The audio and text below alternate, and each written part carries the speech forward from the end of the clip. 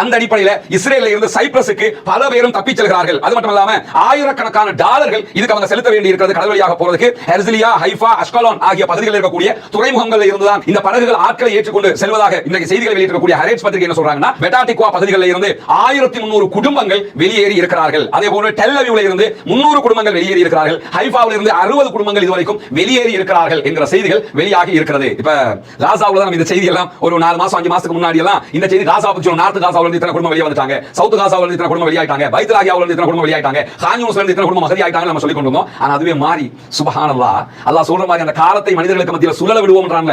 எப்படி சுழலுது பார்த்தீங்க, எவ்வளவு வேகமா சுழல்கிறது என்பதை கண்ணுக்கு முன்னாடி பார்த்துக் கொண்டிருக்கிறோம். நவாத்திம் என்கிற இஸ்ரேலுடைய விமானப்படை தளத்தின் மீது தாக்குதல் நடத்தப்படுகிற காட்சிகளுடைய ஒன்றை இன்றைக்கு பிரஸ் டிவி வெளியிட்டிருக்காங்க. இன்றைக்கு இஸ்ரேலுக்குள்ள 2 உயர்மட்ட உளவுத்துறை வசதிகளை நேரடியாக குறிவைத்து தாக்கி இருக்கிறோம் என்ற காரணம் நேத்தே சொன்னாங்க. உச்சகட்ட தாக்குதல் நடத்த போறோம்னு அந்த அடிப்படையில் சொல்றாங்க.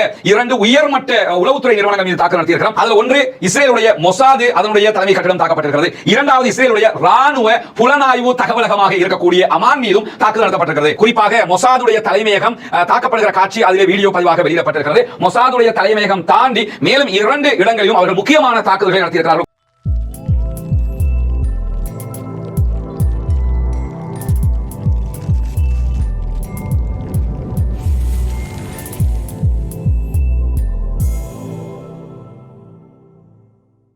அன்பிற்கினிய சகோதர சகோதரிகளே, அனைவர் மீதும் ஏக இறைவனுடைய அமைதியும் கருணையும் உண்டாகட்டுமாக என்ற உயரிய பிரார்த்தனைகளோடு பாலஸ்தீனத்தின் மீதான இஸ்ரேலிய ஆக்கிரமிப்பு தாக்குதல்கள் ஆரம்பிக்கப்பட்டு அந்த தாக்குதல்கள் தற்போது ஒன்றன் பின் ஒன்றாக அருகில் இருக்கக்கூடிய அரபு நாடுகளுக்கு வியாபித்து இறுதியாக தற்போதைய நிலையில் ஈரானுக்கும் இஸ்ரேலுக்குமான சண்டையாக முடிவுற்றிருக்கிறது. இந்த சண்டை தொடர்ந்து 5வது நாளாக நடைபெற்று வருகிறது. இஸ்ரேல் ஈரான் மீது கடுமையான தாக்குதல்களை நடத்துகிறது. அதே நேரத்தில் இஸ்ரேல் மீதும் ஈரானும் படுபயங்கரமான தாக்குதல்களை நடத்துகிறது. 2 நாடுகளுமே ஒன்றோடொன்று போட்டி போட்டு தாக்குதல்களை நடத்தக்கூடிய காட்சிகள் வெளியாகி கொண்டிருக்கிறது. இதே நேரத்தில் இஸ்ரேலுக்கு ஆதரவாக மேற்கு நாடுகள் திரண்டு நிற்கின்றன. குறிப்பாக அமெரிக்காவினுடைய ஆதரவு அவர்களுக்கு இருக்கிறது. அதே நேரத்தில் G7 நாடுகளும் நேற்றைய தினம் கூடிய நேரத்தில் இஸ்ரேல் தன்னை பாதுகாத்துக் கொள்வதற்கான அனைத்து உரிமைகளும் இருக்கிறது என்று அறிவித்திருக்கிறார்கள். இங்க என்ன நமக்கு வரக்கூடிய டவுட் கேட்டா, இஸ்ரேல் ஏன் பாதுகாப்பு தேடுதுங்கிறது தான் டவுட். 130க்கும் மேற்பட்ட அணு ஆயுதங்களை தன்னகத்தை கொண்டிருக்கிறது இஸ்ரேல் என்கிற செய்திகள் வெளியாகி இருக்கும் போது ஒரே ஒரு அணு ஆயுதத்தை கூட இதுவரைக்கும் தயாரிக்கவில்லை என்று ஈரானுக்கு அமெரிக்காவே சொல்லிக் கொண்டிருக்கிறது. ஒரு அணு ஆயுதத்தை கூட தயாரிக்காத ஈரானால் 130 அணு ஆயுதங்களை வைத்துக் கொண்டிருக்கக்கூடிய இஸ்ரேலுக்கு எப்படி ஆபத்து வருகிறது என்பதுதான் தற்போது இருக்கக்கூடிய ஒரு மல்டி மில்லியன் கேள்வியாக இருக்கிற. அதே நேரம் 130 ஏவுகணைகள் உங்களிடத்தில் இருந்தாலும் உங்க மேல அடிக்கிறத நிறுத்துறது கிடையாது என்று சொல்லி சரமாரி தாக்குதல்களை மீண்டும் மீண்டும் இஸ்ரேலை நோக்கி நடத்தி கொண்டிருக்கிறது ஈரான். நேற்று இரவு, இன்றைக்கு காலையில, தற்போது என்கிற 3 கட்ட தாக்குதல்களை ஈரான் இஸ்ரேல் மீது தொடர்ந்து நடத்துகிற நேரத்தில் நேற்று நமக்கு தெரியும் ஈரானுடைய தொலைக்காட்சி நிலையத்தின் மீது, அரசு தொலைக்காட்சி நிலையத்தின் மீது இஸ்ரேல் உடனடி தாக்குதல் ஒன்றை நடத்தியிருந்தது. அந்த தாக்குதலில் ஒரு தளம் முழுவதுமாக பாதிக்கப்பட்டிருப்பதாக செய்திகள் வெளியாகி கொண்டிருக்கிறது. கிட்டத்தட்ட 3000க்கும் மேற்பட்டவர்கள் அந்த தொலைக்காட்சியில் சேவையாற்றுவதாகவும் எத்தனை பேர் கொல்லப்பட்டிருக்கிறார்கள் என்கிற செய்திகள் இதுவரைக்கும் வெளியாகவில்லை என்பதையும் மெஹர் நியூஸ் ஏஜென்சி ஈரானுடைய செய்தி தலைமையை சொல்லி இருக்கக்கூடியதை நம்ம பார்க்க முடியும். அல்லாஹ் தான் காப்பாற்ற வேண்டும். உயிரிழப்புகள் எந்த பக்கமும் அநியாயமாக அப்பாவிகள் கொல்லப்படக்கூடாது. அந்த அடிப்படையில் வரம்பு மீறிய தாக்குதல்களை இஸ்ரேல் நடத்தி இருக்கிறது என்பதையும் நம்ம புரிந்து கொள்ள முடிகிறது. அதே நேரம் இன்றைக்கு வெளியாகி இருக்கக்கூடிய பல முக்கியமான செய்திகள், தெஹ்ரானுடைய மைய பகுதிகளில் இருக்கக்கூடிய மீட்பு படையினுடைய தலைமையகத்தின் மீது இஸ்ரேல் இன்றைக்கு தாக்குதல் நடத்தி இருப்பதாக அறிவித்திருக்கிறது. நாட்டுக்குள்ள நடக்கக்கூடிய தாக்குதல்களில் மீட்பு பணியை அவர்கள் தான் செய்து கொண்டிருக்கிறார்கள்.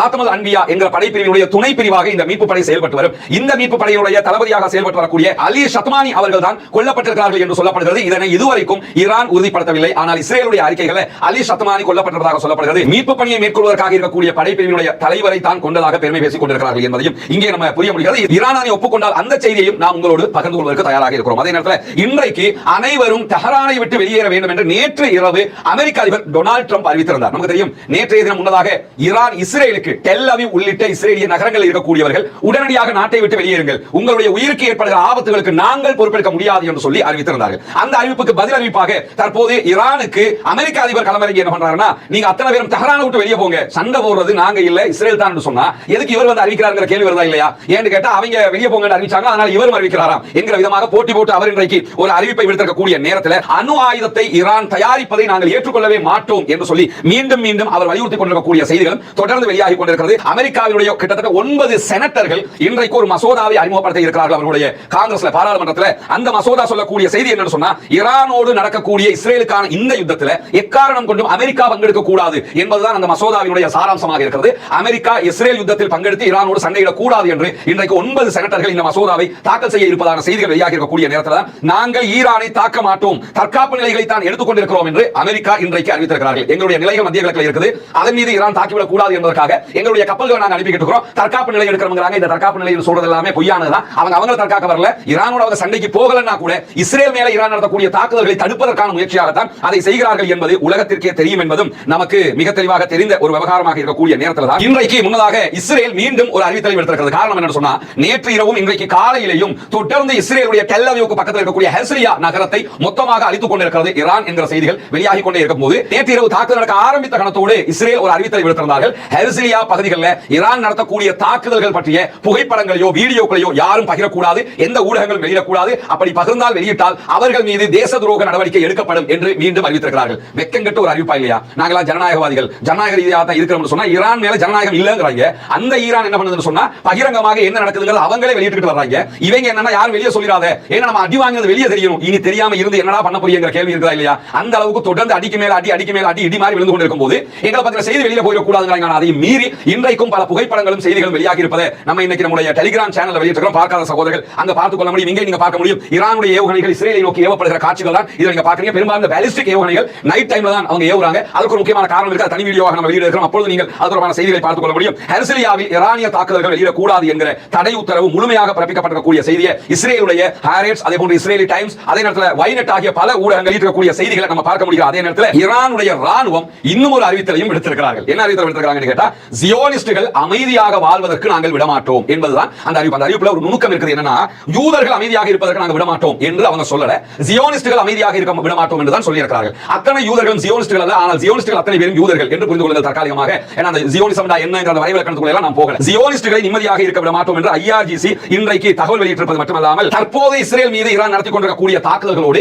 10வது அலை 10th வேவை ஆரம்பித்திருப்பதாகவும் IRGC அறிவித்திருக்கிறது. இன்றைக்கு 5வது நாளாக 10வது அலை தாக்குதல்களை இஸ்ரேல் மீது ஈரான் ஆரம்பித்திருக்கிறது. கடந்த 72 மணி நேரங்களுக்குள்ளாக 545 ட்ரோன்களை இஸ்ரேல் மீது ஏவி இருக்கிறது ஈரான் என்கிற செய்திகள் வெளியாக. இந்த ட்ரோன்கள் எல்லாம் தாக்குதல் ட்ரோன்கள் தான், இது ஏமாத்துகிற ட்ரோன்கள் கிடையாது. தாக்குதல் ட்ரோன்கள் 545 ட்ரோன்களை ஏவி இருக்கிறது ஈரான் என்கிற செய்திகள் வெளியாக இருக்கக்கூடிய நேரத்தில் தான் இன்னைக்கு ஈரான் சொல் பேச்சு கேட்டு இஸ்ரேல் மக்கள் நிறைய பேர் ஒரு காரியத்தில் ஈடுபடுகிறார்கள் என்கிற செய்தியை இஸ்ரேலி ஹயோம் உள்ளிட்ட ஹரேட்ஸ் உள்ளிட்ட வாலா நியூஸ் ஏஜென்சி உள்ளிட்ட இஸ்ரேலுடைய பல நிறுவனங்கள் இந்த செய்தியை வெளியிட்டிருக்கிறார்கள். அந்த செய்தி அல் ஜசீராவினுடைய அரபு பக்கமும் இன்றைக்கு எடுத்து வெளியிட்டிருக்கக்கூடிய நம்ம பார்க்க முடியும். அது என்னன்னு சொன்னா, இஸ்ரேலுடைய பொதுமக்கள் பல பேரும் இஸ்ரேலை விட்டு வெளிநாட்டுக்கு கடல் வழியாக தப்பித்துக் கொண்டிருக்கிறார்கள் என்பதுதான் அந்த செய்தி. குறிப்பாக இஸ்ரேலுடைய செய்தித்தாள் ஹரேட்ஸ் வெளியிட்டிருக்கக்கூடிய செய்திகள்ல படகு மூலமாக சைப்ரஸுக்கு உடனடியாக தப்பிச்சு இஸ்ரேலில் இருந்து உடனே தப்பி போறதுக்கு இருக்கிற ஒரு ரொம்ப நெருக்கத்தில் இருக்கிற ஒரு நாடு எதுன்னு சொன்னா சைப்ரஸ் தான். அவங்க இஸ்ரேலோட நெருக்கமானவங்க, அங்க இருந்து அங்க தான் தப்பி போக முடியும். அந்த அடிப்படையில் இஸ்ரேலில் இருந்து சைப்ரஸுக்கு பல பேரும் தப்பி செல்கிறார்கள். அது மட்டும் இல்லாம ஆயிரக்கணக்கான டாலர்கள் இதுக்கு அவங்க செலுத்த வேண்டி இருக்கிறது கடல் வழியாக போறதுக்கு. ஹெர்சிலியா, ஹைஃபா, அஷ்கலோன் ஆகிய பகுதிகளில் இருக்கக்கூடிய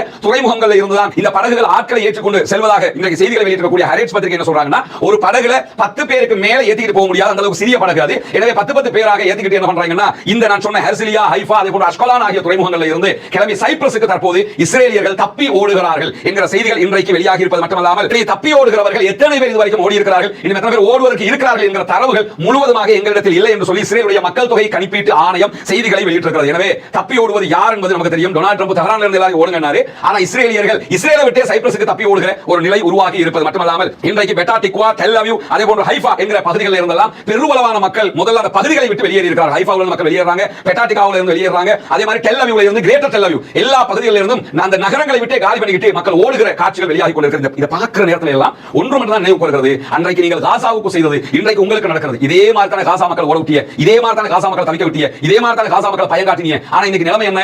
அந்த மக்கள் இவ்வளவு பிரச்சனைகளிலும் தாக்குப்பிடித்துக் கொண்டிருக்கிறார்கள். ஆனா ஒரு தாக்குதல்களால இவங்களுக்கு தாக்குப்பிடிக்க முடியாம தப்பி வெளிநாட்டுக்கு தப்பி ஓடுறாங்க, உள்நாட்டுக்குள்ளே அகதிகளாக தப்பி ஓடுறாங்க, பங்கருக்குள்ளே இருக்க முடியும், பங்கருக்குள்ளே வந்து அடிக்கிறாங்க, பயம் தொற்றிக் கொண்டிருக்கிறது என்கிற செய்திகளை எல்லாம் நம்ம தொடர்ந்து பார்க்கிறோம். எனவே எந்த ஒரு அப்பாவிகள் மீதும் நாம் அநியாயம் செய்தோம் என்றால் அது நமக்கு திருப்பி கிடைக்குதுங்கிறத கண்ணுக்கு முன்னாடி பார்க்க முடிகிற ஒரு காட்சியாக மாறி இருப்பது மட்டுமல்லாமல், பெட்டா டிக்வா பகுதிகளில் இருந்து 1300 குடும்பங்கள் வெளியேறி இருக்கிறார்கள். அதே போல டெல் அவீவ்ல இருந்து 300 குடும்பங்கள் வெளியேறி இருக்கிறார்கள். ஹைஃபாவில் இருந்து 60 குடும்பங்கள் இதுவரைக்கும் வெளியேறி இருக்கிறார்கள் என்கிற செய்திகள் வெளியாகி இருக்கிறது. இப்ப காசாவுல தான் இந்த செய்தி எல்லாம் ஒரு 4 மாசம் 5 மாசத்துக்கு முன்னாடி எல்லாம் இந்த செய்தி காசாவை பத்தி சொன்னோம். நார்த் காசாவுல இருந்து இத்தனை குடும்பம் வெளியே வந்துட்டாங்க, சவுத் காசாவுல இருந்து இத்தனை குடும்பம் வெளியாயிட்டாங்க, பைத் லாஹியாவுல இருந்து இத்தனை குடும்பம் வெளியாயிட்டாங்க, கான் யூனிஸ்ல இருந்து இத்தனை குடும்பம் அகதியாயிட்டாங்க நம்ம சொல்லி கொண்டு வந்தோம். ஆனா அதுவே மாறி சுப்ஹானல்லாஹ் அல்லாஹ் சொல்ற மாதிரி அந்த காலத்தை மனிதர்களுக்கு மத்தியில் சுழல விடுவோம்ன்றாங்க.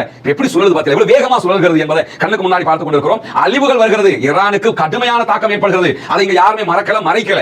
அவர்கள் கடுமையாக பாதிக்கப்படுகிறார்கள். ஆனால் அதை விட கடுமையாக இஸ்ரேலியர்கள் பாதிக்கப்படுறாங்க. அதுக்கு 2 உளவியல் காரணம் இருக்கிறது. ஈரானியர்களை பொறுத்தவரை எது வந்தாலும் நாங்க தாங்குவோம், அப்படி வரும்படி எதிர்பார்த்துட்டு இருந்தவங்க. இவங்களை பொறுத்தவரை எங்களை மீறி யாரும் அந்த உலகத்தில் எடுத்துட்டு இருந்தவங்க. அதனால இந்த பாடுபடுறாங்கிறத நம்ம புரிஞ்சுக்கிறோம். அதே நேரம் இஸ்ரேல் நேற்று ஈரான் மீது நடத்தி இருக்கக்கூடிய தாக்குதல்களை ஈரானுடைய செய்தி நிறுவனங்கள் வெளியிட்டிருக்கிறார். குறிப்பாக கிழக்கு தஹரான் பகுதியில் இருக்கக்கூடிய ஃபைரூசி என்கிற பகுதிகளில் பல இடங்களில் இஸ்ரேல் தாக்குதல்களை நடத்தி இருக்கிறது. இந்த பகுதிகளில் பல வெடிப்புகள் ஏற்பட்டிருக்கிறது. அதே நேரம் நேரம் வான் பாதுகாப்பு அமைப்புகள் அவர்கள் செயல்படுத்தப்பட்ட காரணத்தினால நிறைய அவர்களுடைய தாக்குதல்களை தடுத்து இருக்கிறார்கள் என்ற செய்திகள் வெளியாக இருக்கிறது. அதே போல நாட்டினுடைய வடமேற்கு பகுதிகள் தென்மேற்கினுடைய பகுதிகளில் வான் பாதுகாப்பு செயல்படுத்தப்பட்டிருக்கிறது என்ற செய்திகள் வெளியாக இருக்கு. அவங்களுடைய அயன் டோம் மாதிரி அவங்க வைத்திருக்கக்கூடிய அந்த வான் பாதுகாப்புகள் அவற்றை தடுத்துக் கொண்டிருக்கின்றன என்கிற செய்திகளும், வடமேற்கில் இருக்கக்கூடிய காஷ்மீர் பகுதிகளிலும் அஹ்வாஸ் என்கிற பகுதிகளிலும் தாக்குதல்கள் நடத்தப்பட்டிருக்கிறது என்கிற செய்திகளும் இன்றைக்கு வெளியிடப்பட்டிருக்கக்கூடியதை நம்ம அவதானிக்க முடிகிறது. அதே நேரம் ஈரானுடைய நடான்ஸ் அதே போன்ற அஹ்வாஸ் ஆகிய பகுதிகளில் இஸ்ரேல் தாக்குதல்களை நடத்தி இருக்கிறது என்று சொல்லி இன்றைக்கு இஸ்ரேலி ஹயோம் தகவல்களை வெளியிட்டிருக்கிறது. ஆனால் நடான்ஸ் மேல எந்த அட்டாக்கும் நடத்தப்படல, அஹ்வாஸ் மேலேயும் எந்த அட்டாக்கும் நடத்தப்படல, அதையெல்லாம் நாங்கள் தடுத்துட்டோம் என்கிற செய்திகளை சற்று நேரத்துக்கு முன்பதாக ஈரான் வெளிப்படையாக அறிவித்திருக்கிறார்கள். இந்த நடான்ஸ் மேல தாக்குதல் நடத்தினால்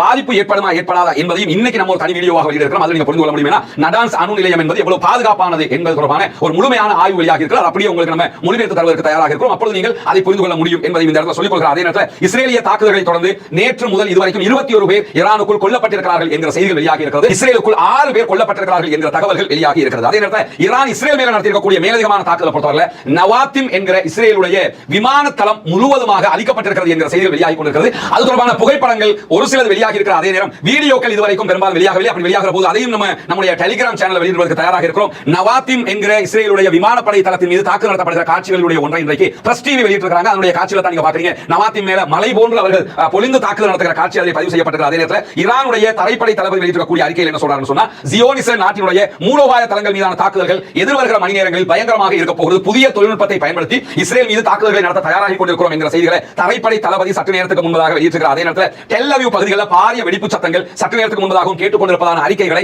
இஸ்ரேலுடைய ஜெருசலம் போஸ்ட் வெளியிட்டிருக்கக்கூடிய காட்சிகளை நம்ம காண முடியும். ஜெருசலம் போஸ்ட் மட்டும் இல்லாம அவர்களுடைய ஹோம் ஃப்ரண்ட் அமைப்பு என்ன பண்றாங்கன்னா நிறைய அலர்ட் போட்டு கொண்டிருக்காங்க. அந்த அலர்ட்ல எவ்வளவு தாக்குதல்கள் வருகிறது என்கிற செய்திகள் வெளியாகி கொண்டிருக்கிறது. அதே நேரத்தில் இஸ்ரேலுடைய செய்தி பிரிவாக இருக்கக்கூடிய எடியோத் அஹ்ரோனோத்தும் டெல் அவீவ் பகுதிகளில் தாக்குதல்கள் நடத்தப்பட்டுக் கொண்டிருக்கிறது என்பதை உறுதிப்படுத்திக் கொண்டிருக்கிறது. சமீபத்திய ஈரானுடைய வான்வழி தாக்குதல்களை தொடர்ந்து 8 தாக்குதல்கள் அகோரமாக நடத்தப்பட்டிருப்பதாக இஸ்ரேலுடைய சேனல் 20 செய்தி வெளியிட்டிருக்கிறது. சேனல் 20 வெளியிடக்கூடிய செய்திகளை இன்றைக்கு காலையில் நடத்தப்பட்ட தாக்குதல்கள் 8 தாக்குதல்கள் பயங்கரமான தாக்குதல்கள். அதில் எத்தனை பேர் கொல்லப்பட்டிருக்கிறார்கள், எத்தனை பேர் காயமடைந்திருக்கிறார்கள், என்ன விதமான அழிவுகள் வந்திருக்கிறது என்ற தகவல்களை சேனல் 20 சொல்லல. ஆனா பயங்கரமான தாக்குதல்கள் என்கிற செய்திகளை சொல்லியிருப்பது மட்டுமல்லாமல் இஸ்ரேலுடைய போலீஸ் பிரிவு வெளியிட்டிருக்கக்கூடிய அறிக்கைகள் என்ன சொல்லியிருக்காங்கன்னா, டெல் அவீவ்ல விழுந்த ராக்கெட்டுகளால் பொருள் சேதம் அதிகமாக ஏற்பட்டிருக்கிறது என்ற செய்திகளை சொல்லியிருக்காங்க. அது ஒரு புகைப்படத்தை நீங்க பார்க்க முடியும். டெல் அவீவ் பகுதிகளில் இன்றைக்கு ஈரான் நடத்தியிருக்கக்கூடிய தாக்குதல்களுடைய புகைப்படம் தான் இது வெளியாக இருக்கிறது. இந்த கட்டணத்துக்கு பின்னாடியும் அதே போன்று இங்க நடத்தப்படக்கூடிய தாக்குதல்களுடைய காட்சிகள் வெளியாக இருப்பதை நம்ம பார்க்க முடியும். இது டெல் அவீவ்ல நடத்தியிருக்கக்கூடிய ஒரு தாக்குதலுடைய காட்சி. அது மட்டுமல்லாமல் டெல் அவீவுடைய வடக்கு பகுதிகளில் ஹெர்சிலியாவில் இருக்கக்கூடிய பல கட்டிடங்கள் மொத்தமாக அழிக்கப்பட்டிருக்கின்றன என்கிற செய்திகளை இஸ்ரேலி ஹயோம் இன்றைக்கு வெளியிட்டிருக்கிறது. கிரேட்டர் டெல் அவீவ் பகுதிகளையும் அதே போன்று ரமல்லாவினுடைய மேற்கு பகுதிகளையும் இஸ்ரேலியர்கள் இருக்கக்கூடிய பகுதிகளையும் படுபயங்கரமான தாக்குதல்களை ஈரான் நடத்தி கொண்டிருப்பது மட்டுமல்லாமல்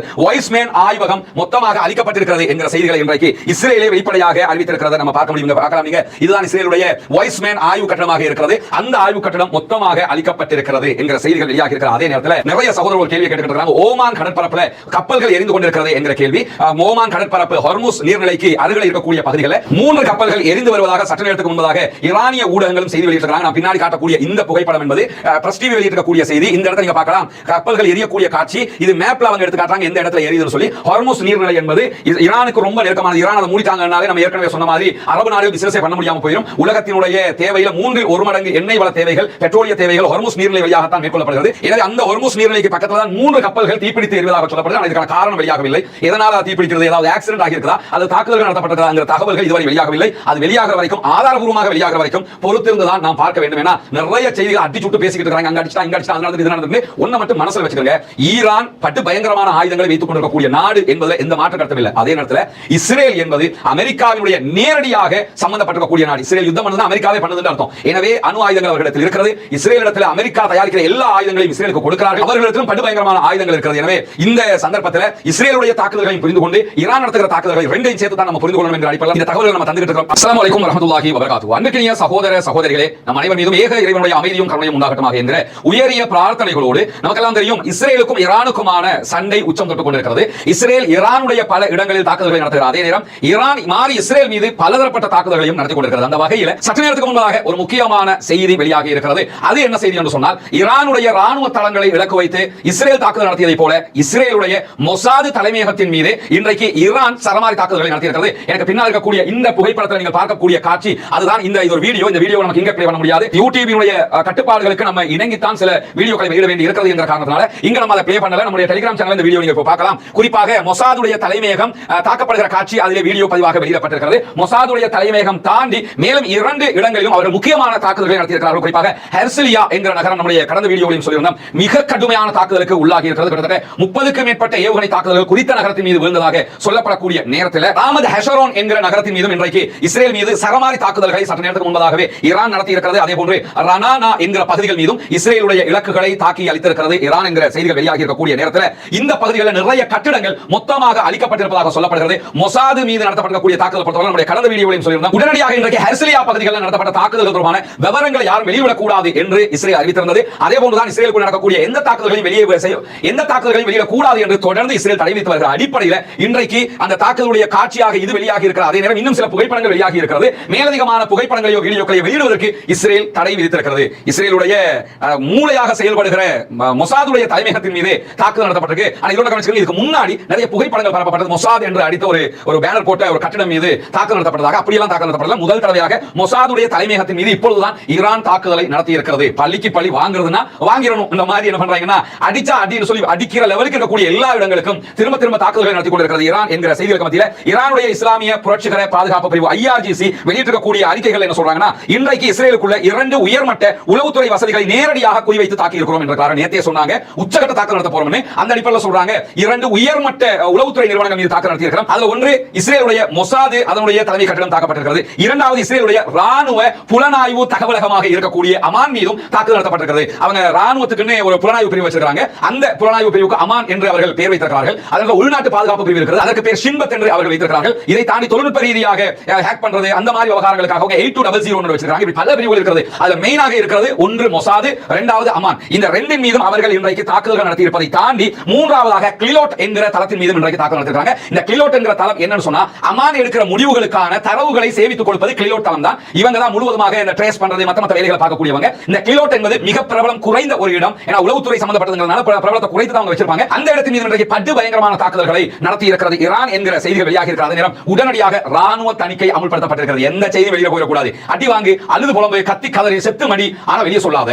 எப்படியான ஒரு உத்தரவு பாத்தீங்களா? கேவலம் கெடுக்கிறோம், அசிங்கப்படுறோம், ஆனா எவனுக்கும் சொல்லிடாதா அப்படிங்கிற மாதிரி என்ன பண்ணிருக்காங்க கேட்டா சட்டத்தை அவர்கள் இன்றைக்கு பிறப்பித்திருக்கக்கூடிய நேரத்தில் மேகன் டேவிட் அடோன் கூட்டு பிரகாரம் இன்றைக்கு இந்த தாக்குதல்கள் நடத்தப்படுகிற போது உடனடியாக பங்கர்களுக்குள் ஓடிக்கொண்டிருந்தவங்க 10க்கும் மேற்பட்டவர்கள் படுகாயம் அடைந்திருக்கிறார்கள் என்கிற செய்திகள் வெளியாகி இருப்பது மட்டுமல்லாமல் ஹெஷரோன் பிராந்தியத்தில் கிட்டத்தட்ட 8 இடங்கள்ல பாரிய தீப்பரவல் ஏற்பட்டிருக்கிறதாகவும் அதனை அணைப்பதற்கு தீயணைப்புத்துறை 20க்கும் மேற்பட்ட பிரிவுகள் முயற்சித்து வருவதாகவும் செய்திகள் வெளியாகி இருக்கிற அதே நேரத்தில் ஈரானுடைய ஏவுகணைகள் அந்த பகுதியை தாக்கியதற்கு பிறகு கபர் ஷாபா பகுதிகளிலும் பாரிய தீப்பரவல்கள் ஏற்பட்டிருக்கிறது, அழிவுகள் ஏற்பட்டிருக்கிறது என்ற செய்திகள் வெளியாகி இருக்கிறது. அதை தாண்டி தெற்கு இஸ்ரேல் பகுதிகளில் இருக்கக்கூடிய இலக்குகள் மீதும் 3 பாலிஸ்டிக் ஏவுகணை தாக்குதல்களை ஈரான் நடத்தி இருக்கிறது. இதுல மேற்கு நகாபில் பகுதிகளில் இருக்கக்கூடிய வீரல் ஷபே என்று சொல்லக்கூடிய பீர் ஷேபா பகுதிகளிலும் தாக்குதல்கள் நடைபெற்று வருகிறது என்று சொல்லப்படுகிறது. ஈரான் தொடர்ந்து இஸ்ரேலுடைய தாக்குதல்களுக்கு எதிராக பதிலடி தாக்குதல்களை உக்கிரமாகவும் உச்சமாகவும் நடத்தி வருகிறது.